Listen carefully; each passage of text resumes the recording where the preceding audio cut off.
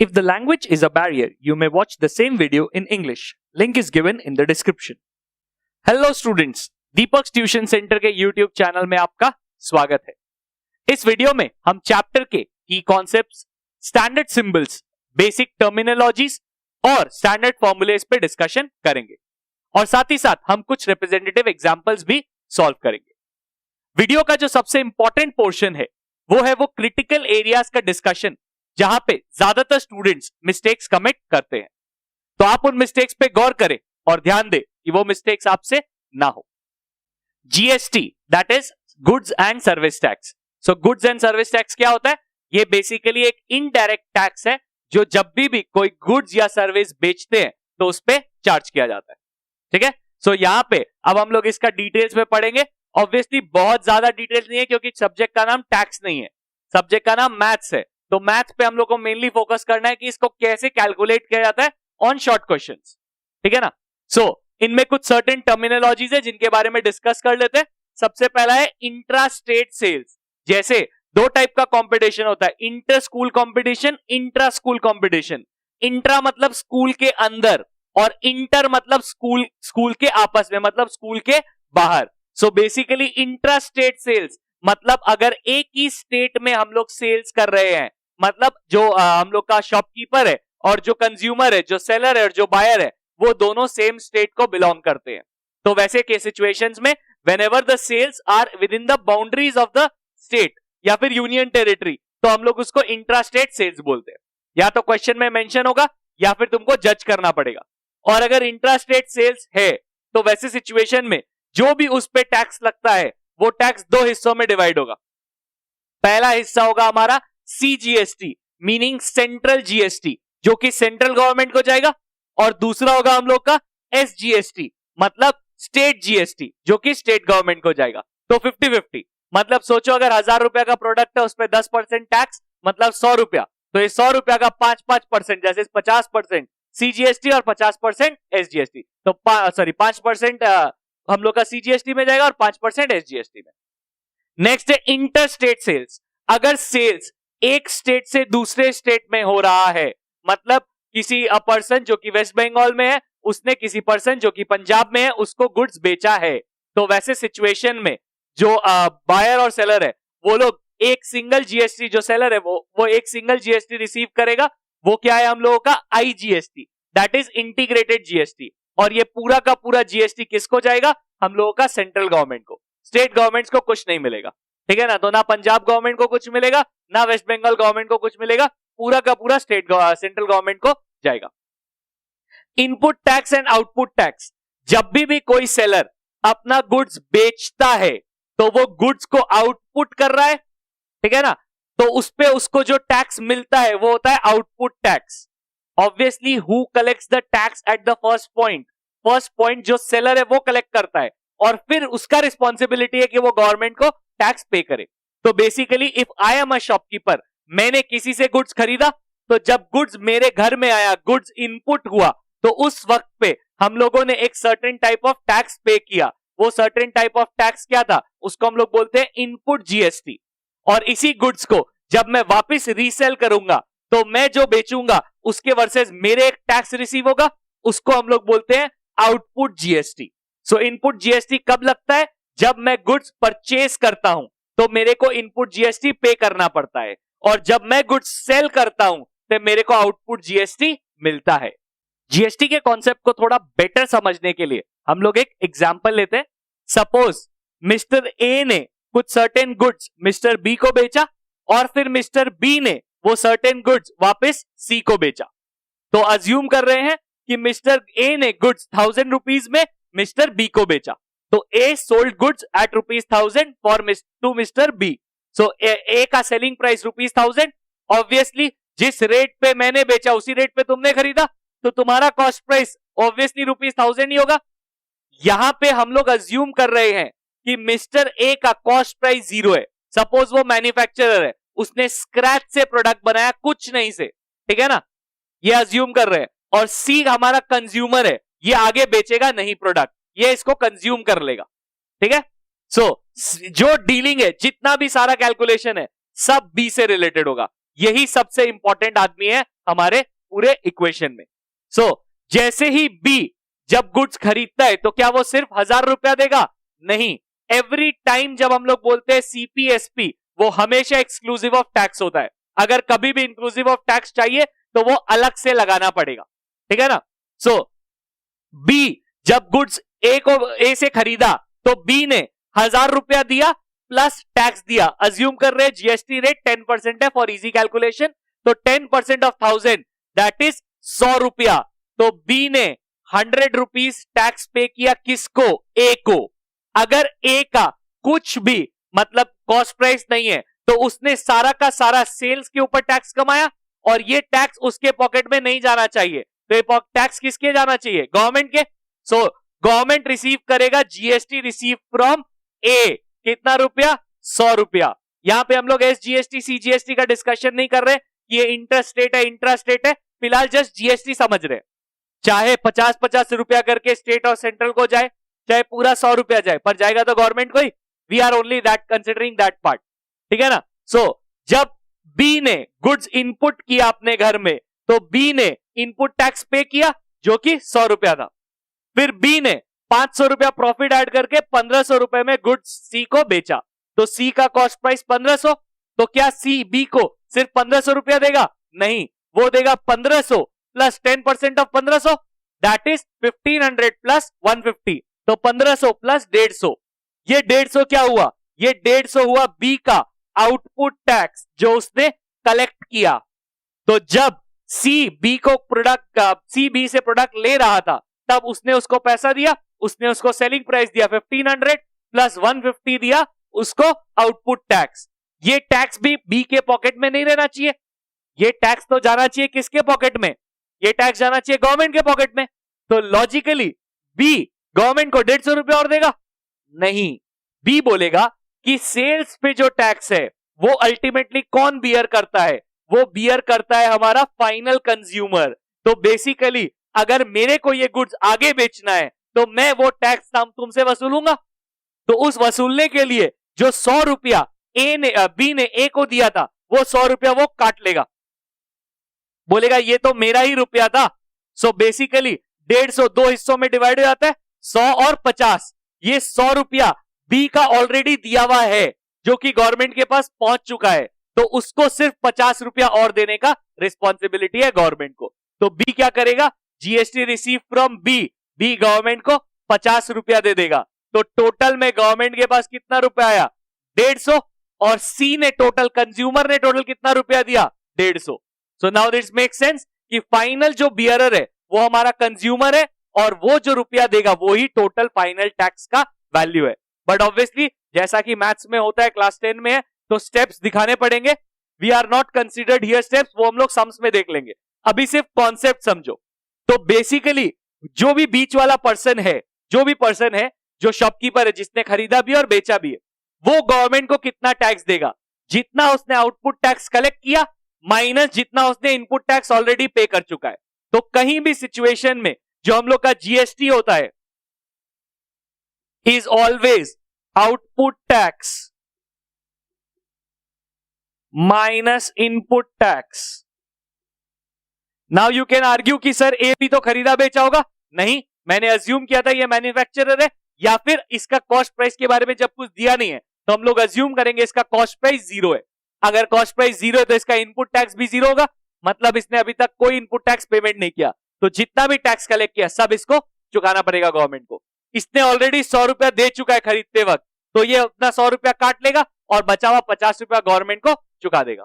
ये मत सोचना कि सर कभी कम हो गया तो, कम कैसे होगा, और अगर हो जाता है तो उसका गवर्नमेंट रिटर्न्स भी देता है, ठीक है ना। लॉस में बेचा तो कम हो गया, तो वैसे केस में रिटर्न्स भी मिलता है। बट जनरली वी अज्यूम कि सब कुछ प्रॉफिट में चल रहा है ताकि क्वेश्चन थोड़ा इजी रहे। The printed price of an article is ₹60,000. The manufacturer allows a discount of 25% to a dealer A. The dealer sells the article to another dealer B at a discount of 12% on the mark price. The dealer B sells it to a consumer at 5% above the printed price. If all the sales are intrastate and the rate of GST is 18%, find part 1. The price of the article inclusive of tax under GST paid by dealer A. Part 2, the price of the article inclusive of tax under GST paid by dealer B. Part 3, the amount which the consumer pays for the article. Part 4, the amount of tax under GST paid by dealer A to the central government. Part 5, the amount of tax under GST paid by dealer B to the state government. Part 6, the amount of tax under GST received by the central government. मेरे को preferred होता है जैसे ही हम लोग सबसे पहले intrastate पढ़ते हैं कि सारे के सारे सेल्स इंट्रास्टेट होते हैं, एक रटा हुआ लाइन फटाफट पेपर पे फर्स्ट लाइन उतार देते हैं. वो लाइन क्या होता है? All sales are intrastate and rate of GST is, जो क्वेश्चन में गिवन है, 18%. Therefore CGST at the rate 9% and SGST at the rate 9% is levied.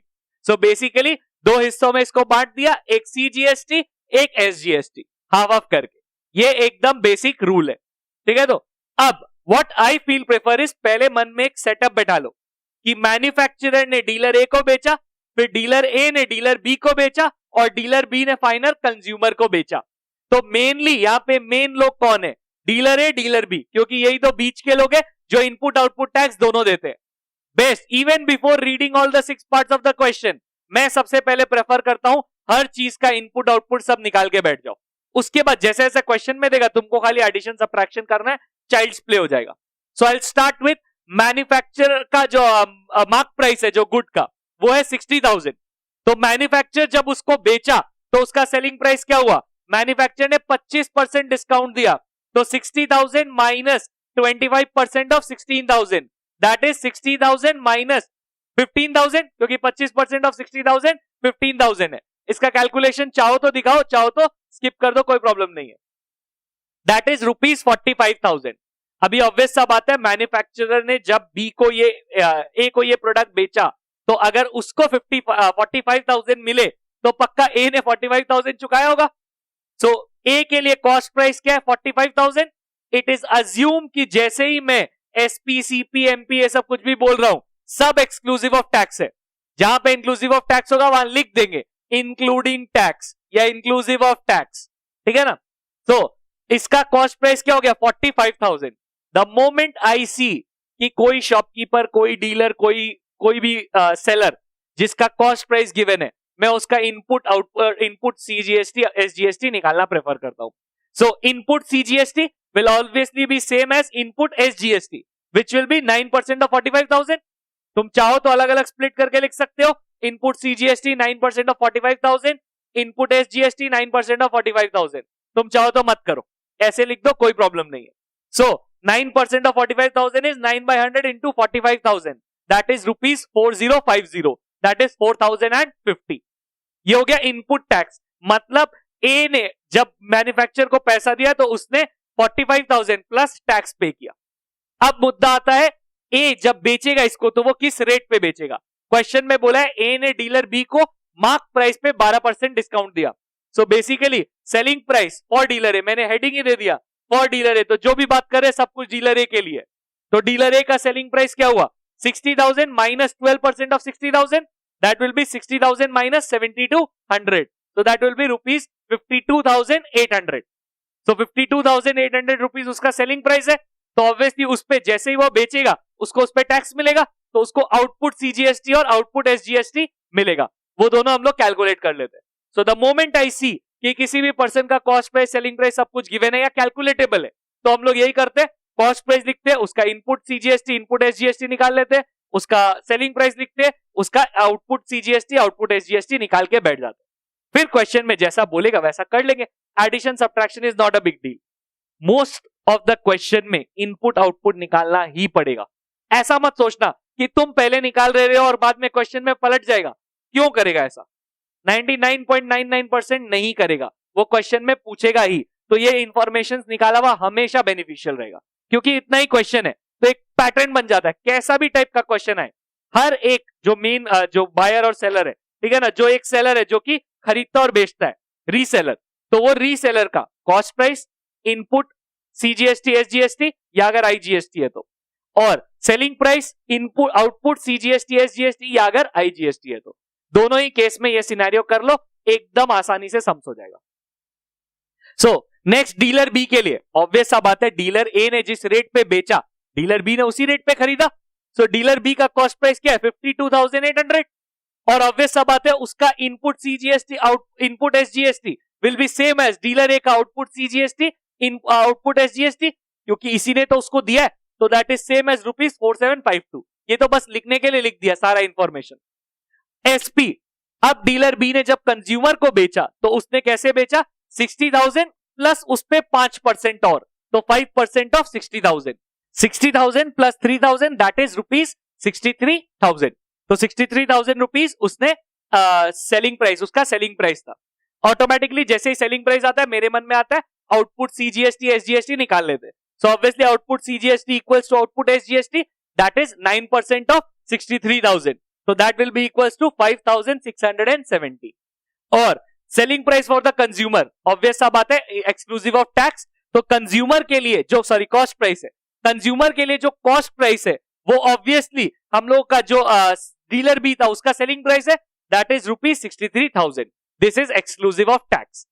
क्योंकि सारा इंफॉर्मेशन तो निकल चुका है, तो अब हम लोग सिंपली जैसा ऐसा क्वेश्चन में पूछा वैसा वैसा निकाल सकते हैं। The price of the article inclusive of tax under GST paid by dealer A। तो डीलर ए ने कितना रुपया पे किया टैक्स मिला के, तो उसका कॉस्ट प्राइस जो कि उसने पे किया प्लस उसने जीएसटी पे किया जिसको उसका आउटपुट जीएसटी गिनते हैं, आउटपुट सीजीएसटी भी और आउटपुट इनपुट सीजीएसटी और input SGST. So that is ₹45,000 plus 4050 plus 4050, तो टोटल हो गया हम लोग का 53,100। नेक्स्ट क्वेश्चन है the price of the article inclusive of tax under GST paid by dealer B. तो डीलर बी ने कितना रुपया पे किया उस कमोडिटी के लिए, ऑब्वियसली डीलर ए को, तो उसने उसका कॉस्ट प्राइस पे किया प्लस जितना जीएसटी पे करना था दैट इज उसका इनपुट सीजीएसटी प्लस उसका input SGST, so that is 52,800 जो उसका कॉस्ट प्राइस था plus 4752 plus 4752 input CGST input SGST, तो ये हो गया 62,304। थर्ड क्वेश्चन हमसे पूछा गया कि कंज्यूमर ने कितना पे किया आर्टिकल के लिए, जितना कंज्यूमर का कॉस्ट प्राइस था प्लस जितना वो जीएसटी पे किया, तो कंज्यूमर का जो कॉस्ट प्राइस था वो था हम लोग का 63,000 और कंज्यूमर ने 5,670 प्लस 5,670 का 2 जीएसटी पे किया, एक सीजीएसटी एक आईजीएसटी, तो टोटल हो गया 74,340। Next amount of tax under GST paid by dealer A to the central government. तो जब भी गवर्नमेंट को टैक्स जाता है उसका फॉर्मूला वही है output GST minus input GST. अभी सेंट्रल के लिए तो सीजीएसटी, स्टेट के लिए होता तो एसजीएसटी। तो डीलर ए का output CGST minus input CGST will be 4752 minus 4050 that is ₹702। Obviously dealer A का जो एसजीएसटी था वो भी यही होता, ठीक है ना। और amount of tax under GST paid by dealer B to the state government, तो डीलर बी ने स्टेट गवर्नमेंट को कितना दिया output SGST minus input SGST that is 5760 minus 4752 that is ₹918। मतलब डीलर बी ने जो सेंट्रल गवर्नमेंट को दिया होगा वो भी यही होगा 918। लास्ट क्वेश्चन पूछा सेंट्रल गवर्नमेंट को पूरा कितना टैक्स मिला, तो सेंट्रल गवर्नमेंट को पहले मैन्युफैक्चरर से मिला क्योंकि मैन्युफैक्चरर ने कलेक्ट किया था टैक्स, तो tax collected by manufacturer that is CGST collected by manufacturer. फिर ए ने certain amount of CGST government को दिया था that is CGST paid by dealer A to the central government, और फिर डीलर बी ने सेंट्रल गवर्नमेंट को CGST दिया था, तो CGST paid by dealer B to the central government. तो मैन्युफैक्चरर ने 4050 हम लोग का कलेक्ट किया था, सो 4050 हम लोग का टैक्स कलेक्ट किया था, और फिर 702 हम लोग का डीलर ए ने पे किया सेंट्रल गवर्नमेंट को, और जो हम लोग का 918 है वो डीलर बी ने पे किया। यहाँ पे स्टेट लिखा है बट सेम ही सेम हम लोग को सेंट्रल गवर्नमेंट ने पे किया, सेंट्रल गवर्नमेंट को पे किया, तो therefore 5670 which was very obvious. ये अगर मेरे को अलाउड होता तो मैं डायरेक्टली लिख देता, क्योंकि टोटल टैक्स कितना मिलेगा जितना कंज्यूमर पे करेगा, तो कंज्यूमर का वैल्यू भी तो यही आया था। फाइनली बी का जो आउटपुट जीएसटी था जो उसने कंज्यूमर से कलेक्ट किया था वो 5670 था, but you are not allowed to use it directly, ठीक है ना। तो सब बुक्स में यही ऐसे स्टेप बाय स्टेप ब्रेकिंग किया है, तो वो तुमको करना चाहिए। और इनफैक्ट इसमें जो ये आते हैं, जो हम लोग के वो है स्टेप्स है, मतलब इन द सेंस किससे क्या रुपया आया, तो वो सब जो स्टेटमेंट्स है वो भी लिखना चाहिए, ठीक है ना। कंपल्शन नहीं है, बट जितना लिखोगे उतना नीटनेस बढ़ता है, उतना ज्यादा मार्क्स आने का स्कोप बढ़ जाता है। सो वो क्रिटिकल एरियाज जहां पे ज्यादातर स्टूडेंट्स मिस्टेक्स कमिट करते हैं और उनका मार्क्स चला जाता है, वो है सबसे पहला ये लाइन। अगर ये लाइन लिखना भूल जाओगे कि सीजीएसटी एसजीएसटी हाफ हाफ हो गया, सेल्स इंट्रास्टेट है, तो 100% नंबर कटेगा। ये बहुत इंपॉर्टेंट लाइन है, इसको अच्छे से मेमोराइज कर लो। सेकेंडली, काफी स्टूडेंट्स क्या करते हैं, ये हेडिंग्स नहीं देते, for dealer A for dealer B, कोई प्रॉब्लम नहीं है, तुम अगर हेडिंग्स नहीं दे रहे हो तो हर में लिखना पड़ेगा। Selling cost price for dealer A, input CGST for dealer A, input SGST for dealer A, तो हर जगह फॉर डीलर ए लिखने से बेटर है एक हेडिंग दे दो, for dealer A for dealer B, जो भी बात है, तो उससे क्या होगा, सब कुछ उसके नीचे का उसके अंदर आ जाएगा। और काफी बच्चे ये भी मिस्टेक करते हैं, इंटरस्टेट इंट्रास्टेट में कंफ्यूज हो जाते हैं, फिर input CGST input SGST, output CGST output SGST की जगह आईजीएसटी कैलकुलेट कर देंगे, तो वो सब ध्यान रखना पड़ेगा। और इनपुट्स को तुम चाहो तो अलग दिखाओ, चाहो तो साथ में दिखाओ, does not matter, but matter ये करता है कि वो होने चाहिए तुम्हारे आंसर स्क्रिप्ट में। अगर वो नहीं होंगे तो ये बहुत बड़ा प्रॉब्लम हो जाएगा। और तीसरा चीज, अगर सम थोड़ा सा भी बड़ा है या सम को बहुत अच्छे से अंडरस्टैंड करो कि किसने किसको क्या रेट पे क्या बेचा, ताकि तुम ये सब जो कैलकुलेशन है वो अच्छे से कर पाओ। बहुत स्टूडेंट्स रीडिंग में मिस्टेक कर देते हैं कि किसको 12% डिस्काउंट मिला, किसको क्या मिला, और उसकी वजह से पूरा सम रॉन्ग हो जाता है। ये एक बहुत ही पॉपुलर मिस्टेक है, ज्यादातर स्टूडेंट्स इसको परफॉर्म करते हैं। क्या, यूनिट लिखना भूल जाते हैं। अगर यूनिट नहीं लिखोगे तो पक्का मार्क्स कटेगा। तो और कुछ तो खास है नहीं, स्टेटमेंट्स तुम्हारे चॉइस पे है, पर यूनिट्स लिखना एकदम जरूरी है, ठीक है ना। और स्टेटमेंट्स लिखना बेटर होता है फॉर प्रेजेंटेशन। अगर ये रुपीस का सिंबल लास्ट में ऐड नहीं करोगे तो पक्का मार्क्स कटेगा। और रुपीस में आरएस नहीं लिख सकते, यही सिंबल यूज करना पड़ेगा। A shopkeeper in Rajasthan buys an article at the printed price of rupees 40,000 from a wholesaler in Delhi. The shopkeeper sells the article to a consumer in Rajasthan at a profit of 25% on the basic cost price. If the rate of GST is 18%, find part 1, the price of the article inclusive of tax under GST at which the shopkeeper bought it. Part 2, the amount of tax under GST paid by the shopkeeper to government.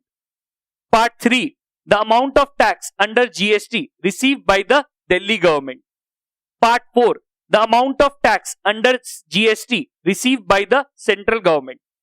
Part 5, the amount which the consumer pays for the article. Question को अच्छे से analyse करते हैं। यहां पे पहले एक dealer जो कि दिल्ली में था, उसने गुड्स बेचा एक शॉपकीपर जो कि राजस्थान में था, तो ये ऑब्वियसली इंटरस्टेट हो गया और इस पे आईजीएसटी लेवाई होगा। और उसके बाद ये राजस्थान वाले शॉपकीपर ने एक कंज्यूमर को बेचा जो कि राजस्थान में ही था, और ये इंट्रास्टेट हो गया और इस पे सीजीएसटी और एसजीएसटी लगेगा। तो एक ही सम में दोनों लगेगा, इसलिए बहुत ध्यान से करना। तो पहले हम लोग लिख देंगे कि the shopkeeper in Rajasthan bought the article from the wholesaler in Delhi, so therefore sale is interstate and GST is 18%. Therefore, IGST at the rate 18% is levied. पूरा का पूरा IGST, कोई डिवीजन कोई पार्टीशन कुछ नहीं, ठीक है ना। ये स्टेटमेंट अच्छे से याद कर लो, ये स्टेटमेंट लिखना है हर सम में जिसमें इंटरेस्ट रेट आएगा। सो अब selling price for the wholesaler 40,000 given है क्वेश्चन में, तो ऑटोमेटिकली शॉपकीपर का कॉस्ट प्राइस भी 40,000 हो गया। तो शॉपकीपर का इनपुट जीएसटी, यहाँ पे सीजीएसटी एसजीएसटी तो है नहीं, तो सीधा इनपुट आईजीएसटी, क्योंकि उसने इंटरस्टेट खरीदा है तो उसने जो पेमेंट किया वो दिल्ली वाले बंदे को दिया है, और वो दिल्ली वाला डायरेक्टली सेंट्रल गवर्नमेंट को देगा आईजीएसटी के फॉर्म में। सो that is 18% of 40,000, that is ₹7200। तो ये उसने टैक्स पे कर दिया, इनपुट आईजीएसटी। अब जब उसने कंज्यूमर को बेचा जो कि राजस्थान में ही था, तो उसके लिए हम लोग को इंट्रास्टेट है ये मेंशन करना पड़ेगा। So the now the shopkeeper in Rajasthan sold the article to consumer in Rajasthan, therefore the sale is intrastate and GST is 18%. Therefore CGST at the rate of 9% and SGST at the rate of 9% is levied. क्योंकि वो राजस्थान का राजस्थान में ही बेचा, तो उसलिए उसका CGST SGST दो हिस्सा हो जाएगा जीएसटी का, तो 18 का 9% डिवाइड हो जाएगा। शॉपकीपर ने जब उस कंज्यूमर को बेचा तो उस पे 25% का प्रॉफिट कमाया, मतलब 40,000 प्लस 25% ऑफ 40,000, तो उस हिसाब से आया हम लोग का 40,000 plus 10,000 that is 50,000।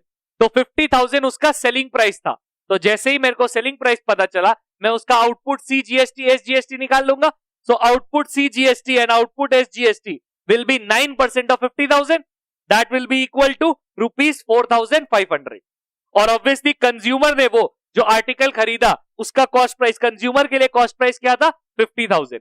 Again telling you, जितना भी सीपीएसपी लिखा हुआ है सब एक्सक्लूसिव ऑफ टैक्स है। जब इंक्लूड करेंगे टैक्स तो बगल में लिखना पड़ेगा इंक्लूसिव ऑफ टैक्स। तो सब कुछ हमने कैलकुलेट कर लिया है। अब हमारा टारगेट क्या है? क्वेश्चन में जो जो सवाल पूछा है वो एक एक करके निकालना। तो पहला सवाल पूछा है the price of the article inclusive of tax under GST paid by the shopkeeper. तो वो होगा cost price of the article for the shopkeeper plus GST paid by the shopkeeper. So basically cost price of the article क्या था? वो था हम लोग का 40,000 प्लस जीएसटी कितना पे किया शॉपकीपर ने? आईजीएसटी 7,200 का। तो टोटल हो गया 47,200 रुपीज उसने पे किया इंक्लूडिंग टैक्स। नेक्स्ट हम लोग से सवाल पूछा है कि शॉपकीपर ने गवर्नमेंट को कितना रुपया दिया एज टैक्स। अभी अगर तुम ध्यान दो तो गवर्नमेंट को जो भी रुपया जाता है वो क्या होता है? Output tax minus input tax. यहां पे आउटपुट दो हिस्सा में आया है, एक सीजीएसटी एक एसजीएसटी, पर इनपुट गया सिर्फ आईजीएसटी है, मतलब गया सिर्फ सेंट्रल गवर्नमेंट को है और आया है सेंट्रल और स्टेट के लिए। तो पहले अभी कंज्यूमर जो शॉपकीपर है वो तो ये नहीं बोलेगा ना कि ठीक है सेंट्रल से बाद में हिसाब कर लेंगे, स्टेट वाला तुम ले लो। नहीं, वो बोलेगा कि तुम लोग सेंट्रल और स्टेट आपस में हिसाब कर लेना, मेरा नक्की करो। तो वो पहले अपना 7,200 में से 4,500 माइनस कर देगा। वो बोलेगा मैंने गवर्नमेंट को 7,200 दिया था, तो मेरे को सेंट्रल को जो मिला है 4,500 वो तो देने का जरूरत नहीं है क्योंकि पूरा सेंट्रल को तो मैं चुका हूं। पर मेरे तो अभी भी ये 7,200 माइनस 4,500 का लॉस हो जाएगा ना, मेरे को ये 2,700 का लॉस हो जाएगा। I will not bear the loss, I will tell the government कि भैया तुम लोग आपस में देख लो, मैं तो काट के ही दूंगा। तो मैं जो ये बचा हुआ 2,700 है ये मैं स्टेट गवर्नमेंट के हिसाब से काट के दूंगा। अब स्टेट और सेंट्रल का मतलब है वो लोग आपस में सल्टेगा। तो पहले हम लोग 4,500 जो इनपुट जीएसटी का है, मतलब इनपुट जीएसटी का एक अमाउंट, उसको आउटपुट सी जीएसटी से पूरा कैंसिल ऑफ कर देंगे। तो अब हमारे पास इनपुट सी जीएसटी 2,700 बचा, मतलब शॉपकीपर ने अभी भी 2,700 रुपया एक्स्ट्रा देके रखा है गवर्नमेंट को। तो ये बचा हुआ 2,700 वो स्टेट गवर्नमेंट के हिसाब में से काटेगा। तो स्टेट गवर्नमेंट के हिसाब का 4,500 उसके पास आया, तो वो उसका 2,700 काट के उसको 2,300 रुपीज दे देगा। ठीक है ना? तो वो किस गवर्नमेंट को देगा? ऑब्वियसली राजस्थान गवर्नमेंट को, क्योंकि दिल्ली गवर्नमेंट का तो कोई रोल ही नहीं है। दिल्ली गवर्नमेंट के साथ तो आईजीएसटी का हिसाब था, तो दिल्ली गवर्नमेंट को तो कुछ नहीं मिलेगा। दिल्ली वाला शॉपकीपर को जितना भी जीएसटी मिला वो सीधा जाएगा सेंट्रल गवर्नमेंट को, पर राजस्थान वाले शॉपकीपर को जितना भी जीएसटी मिला वो उसमें से आईजीएसटी का जो सेंट्रल का जो हिसाब काट के जो बचेगा वो राजस्थान गवर्नमेंट को दे देगा, दैट इज 2,300। तो इवन दो क्वेश्चन में गवर्नमेंट मेंशन नहीं है, तो मेंशन कर दो, थोड़ा अच्छा लगता है। नेक्स्ट क्वेश्चन पूछा amount of tax receive by the Delhi government. Obviously zero. Delhi government को कुछ भी क्यों मिलेगा? क्योंकि उसका तो इंटरस्टेट था और इंटरस्टेट में कोई भी स्टेट या यूनियन टेरिटरी का गवर्नमेंट का हिसाब किताब नहीं होता है। Next is amount of tax receive by central government. Central government को दो जगह से पैसा आना चाहिए, एक डीलर देगा आईजीएसटी और दूसरा शॉपकीपर देगा सीजीएसटी। डीलर का आईजीएसटी 7,200 और शॉपकीपर का सीजीएसटी 0, क्योंकि वो पूरा तो कैंसिल ऑफ हो गया था। सीजीएसटी वो तो एसजीएसटी था जो कि स्टेट गवर्नमेंट को गया। सो that is 7,200 plus 0, that is rupees 7,200। और last question, the amount which the consumer page for the article is obviously cost price for the consumer. The cost price of the article for the consumer plus उसने जितना भी GST दिया, उसने GST दो हिस्सों में दिया, एक सीजीएसटी और एक SGST. So 50,000 plus 4,500 plus 4,500 that is total 59,000 rupees. तो वो उसका टोटल प्राइस हो गया जो उसने दिया इंक्लूसिव ऑफ टैक्स। कंज्यूमर जब भी पे करता है वो माना जाता है इंक्लूसिव ऑफ टैक्स है। आई अग्री, जो एग्जांपल्स मैंने लिया है वो कहीं से भी रिप्रेजेंटेटिव एग्जांपल्स तो नहीं लग रहे, but you have to understand कि जैसे सम्स जितना वैरायटी ऑफ कॉम्प्लेक्सिटी था वो मैंने 2 एग्जांपल्स में कवर कर दिया। एग्जैक्टली ये एग्जांपल एग्जाम पेपर में तो नहीं आएंगे क्योंकि एग्जांपल के मार्क्स थोड़े ऊपर चले जाएंगे और उतना मार्क्स हम लोग को देगा नहीं, बट इन एग्जांपल्स के थ्रू मैंने सब कुछ कवर कर दिया है ताकि आप जब अपने क्वेश्चन सॉल्व करो तो उसमें सब वैरायटी का सम कवर हो जाए। अगर आपको ये वीडियो पसंद आया है तो जरूर वीडियो को लाइक करें और इसे अपने दोस्तों के साथ भी शेयर करें ताकि ये ज्यादा से ज्यादा लोगों तक पहुंच सके। अगर आपको चैप्टर में अभी भी कुछ डाउट है, कुछ कंफ्यूजन है, कुछ सम सॉल्व नहीं हो रहे तो प्लीज नीचे कमेंट करें ताकि मैं उनको आपके लिए सॉल्व करके दे सकूं। आप मुझे सपोर्ट कर सकते हैं इस आइकॉन पे क्लिक करके और चैनल को सब्सक्राइब करें और बेल आइकॉन प्रेस करना ना भूलें ताकि आपको हमारी हर अपडेट मिलती रहे।